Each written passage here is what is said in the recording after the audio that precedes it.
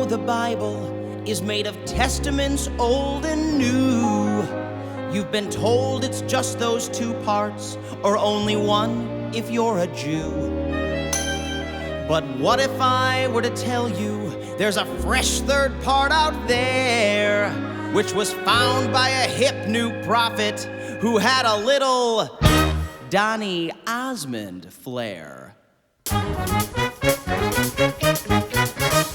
Have you heard of the all-American prophet? The blonde-haired, blue-eyed voice of God. He didn't come from the Middle East like those other holy men. No, God's favorite prophet was all-American. I'm gonna take you back to biblical times, 1823.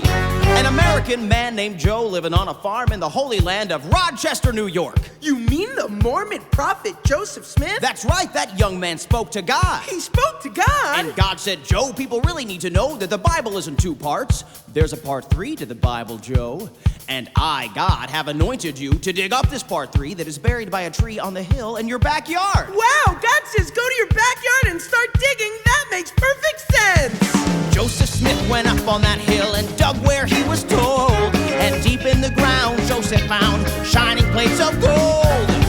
What are these golden plates? Who buried them here and why? Then appeared an angel. His name was Moroni. I am Moroni. The all-American angel. My people lived here long, long ago. This is the history of my race. Please read the words within. We were Jews who met with Christ, but we were all-American. But don't let anybody see these plates except for you. They're only for you to see. Even if people ask you to show the plates to them, don't just copy them onto normal paper. Even though this might make them question if the plates are real or not, this is sort of what God is going for.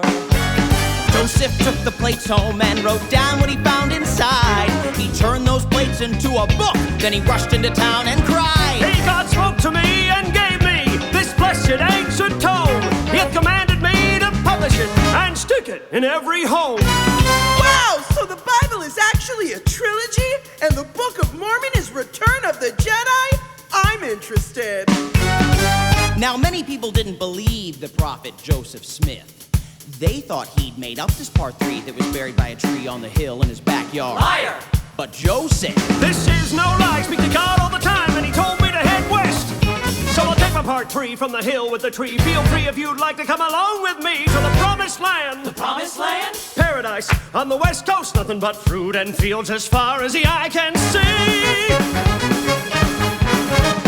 Have you heard of the all-American prophet? He found a brand new book about Jesus Christ. We're following him to paradise. We call ourselves Mormon, and our new religion is all-American. Wow, how much does it cost? the Mormons kept on searching for that place to settle down. But every time they thought they'd found it, they got kicked out of town. And even though people wanted to see the golden plates, Joseph never showed up. I have maggots in my scrotum.